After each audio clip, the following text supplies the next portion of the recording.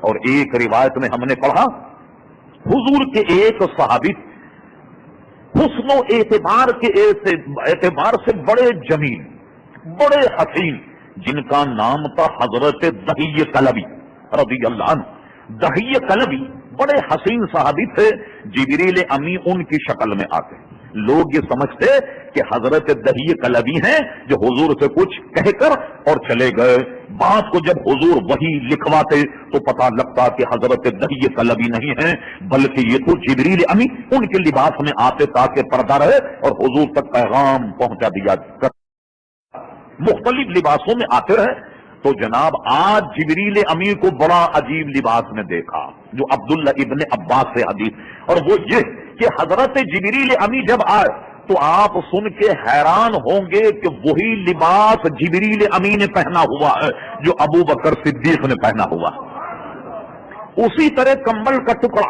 اور اسی طریقے سے چادر کا ٹکڑا، اور جناب اس کو ببول کے کانٹوں سے سی کر کے لائے۔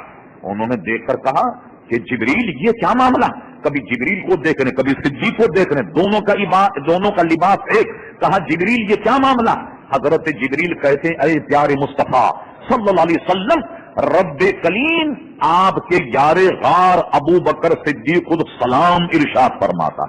اللہ اکبر، رب کا سلام صدیق اکبر پر، کیا گویا مقام ہوگا، ان کی رفت اور بلندی کا کیا حالت کہ جبریل امی کو بھیج کر رب کریم فرماتا کہ جاؤ میرے مصطفیٰ کے پاس اور ان کے یار غار کو کہو کہ اللہ تبارک و تعالیٰ تمہیں سلام ارشاد فرماتا، اور ارشاد فرماتا ہے کہ ابو بکر سے پوچھو کہ کیا وہ سب کچھ قربان کرنے پر اللہ تبارک و تعالیٰ سے راضی ہیں؟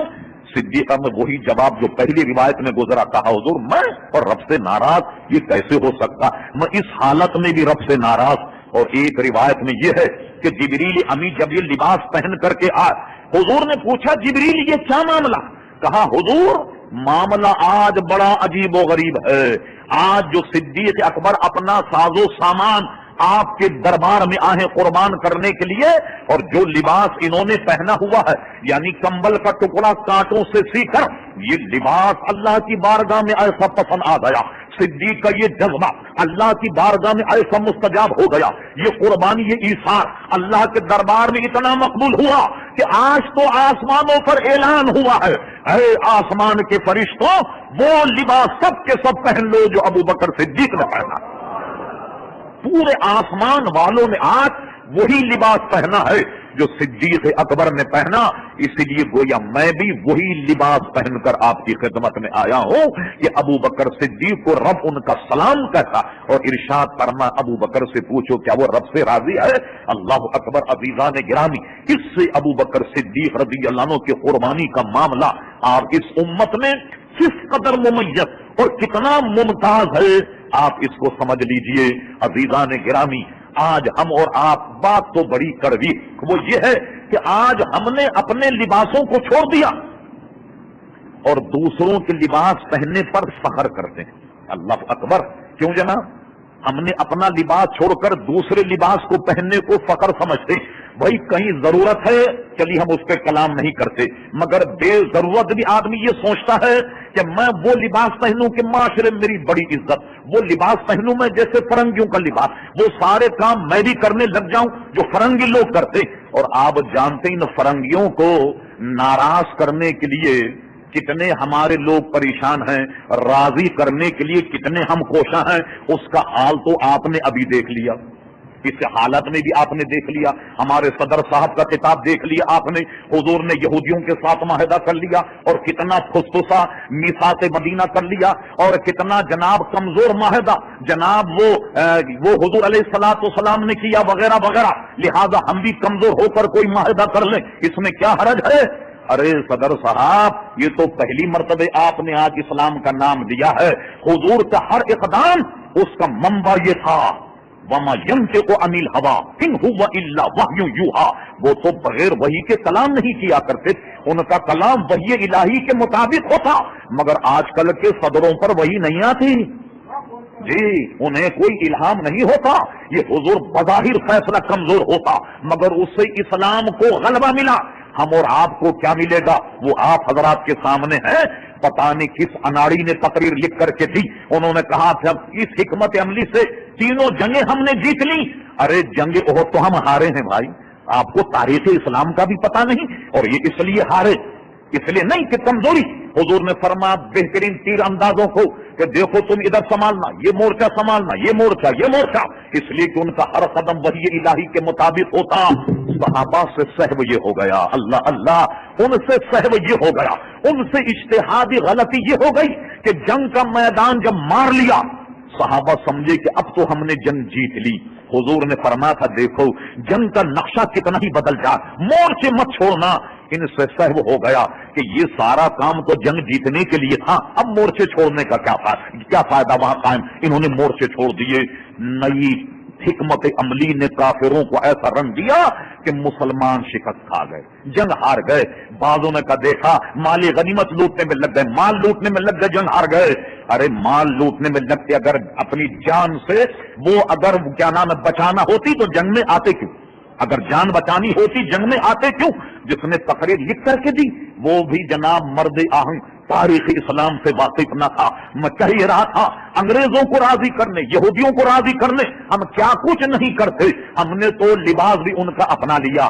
مجھے بتائیے بات تلخ ہے, ہندوستان میں 150 برس انگریز رہا. میں نے پہلے بھی کہا کسی انگریز کو پاجامہ پہنایا تم؟ کسی انگریز نے شیروانی پہنی؟ کسی انگریز نے شلوار پہنی؟ کسی انگریز نے کرتا پہنا؟ مگر اس نے سب کچھ آپ کو پہنا دیا, سب کچھ آپ کو پہنا دیا. آپ کو اپنا رنگ اس پر نہیں جما سکے. دیکھو مصطفیٰ کے غلام بن جاؤ تو تمہاری نقل فرشتے کر رہے. اللہ اللہ, صدیق اکبر کی عظمت کہ حضور کے غلام بن جاؤ, اللہ تعالیٰ کی بارگاہ میں سب کچھ قربان کرو تو تمہارا حال یہ کہ تمہاری نقل فرشتے اتارے, تم فرنگیوں کی نقل اتار رہے. تمہارا مقام تو اتنا بلند ہے کہ صدیق اکبر کی نقل فرشتے اتار رہے ہیں اور کہتے ہیں پیارے مصطفیٰ صدیق اکبر کو رب سلام ارشاد فرماتا ہے اور آج تو آسمانوں پر حکم ہو گیا کہ آج تو سارے اہل آسمان وہ لباس پہن لیں جو ابو بکر صدیق نے پہنا ہے, لہذا میں بھی وہی لباس پہن کر کے آیا ہوں. تو آپ نے اندازہ لگایا کہ صدیق اکبر رضی اللہ عنہ ایثار اور قربانی یعنی فسکم سے اپنی جان سے, بے اموالکم اپنی مال سے اللہ تبارک و تعالیٰ کی راہ میں کیسے سرخرو ہوئے. اور اس میں جذبہ یہ کار فرما تھا کہ نیکی کے معاملے میں مسابقت کی جائے, اور آج ہماری مسابقت جو ہے وہ معصیت کے معاملے میں ہے. مولانا روم نے بڑا اچھا سمجھایا, شاید کسی اور عنوان پر بھی ہم نے عرض کیا تھا. مولانا روم کہتے ہیں کہ ایک مرتبہ دیکھا کہ ایک آدمی گھوڑے پر سوار, کبھی کبھی گھوڑے اور گدھے کی ہڈ دھرمی تو آپ نے سنی, لاکھ ڈنڈے برسا لیجیے پسلیاں توڑ دے مگر ہڈ دھرمی سے باز نہیں آتا. تو جب بھی وہ گھوڑ سوار اسے ہانکے تو وہ دم کی طرف جاتا, یعنی منہ کی طرف سیدھے نہیں جاتا, دم کی طرف جاتا. یہ پھر جناب گھوڑے کو صحیح کرے, پھر ہانکے, پھر یہ دم کی طرف جائے. صبح سے شام ہو گئی اپنے گھر نہیں پہنچا. مولانا روم کہتے ایک عقل مند آدمی ادھر سے گزرا. ارے اس نے کہا پاگل بھلے مانس, جب دیکھ رہا ہے کہ گھوڑا ہٹ دھرمی پہ اتر گیا, صبح سے شام تک تو گھر نہیں پہنچا, تو ایسا کر گھوڑے کا رخ پھیر لے, گھوڑے کا رخ پھیر لے اور گھوڑے کو گھوڑے کی دم کر گھر کی طرف, اور اب سامنے سے ہاتھ دیکھ تو گھر پہنچتا ہے یا نہیں. مولانا کہتے ہیں اس عقل مند نے جب یہ بات گھوڑ سوار سے کہی, اس نے کہا یار مشورہ تو صحیح دیتا. اس نے کیا کیا, گھوڑے کا رخ بدلا اور اس کی دم کی گھر کی طرف, اور گھوڑے کو سامنے سے ہانکا. جیسی گھوڑے کو ہانکا, گھوڑا تو پیچھے چلنے کی ہٹ درمی تھی, وہ 2 منٹ میں اپنے گھر پہنچ گیا. بڑا عقل مند نے مشورہ دیا.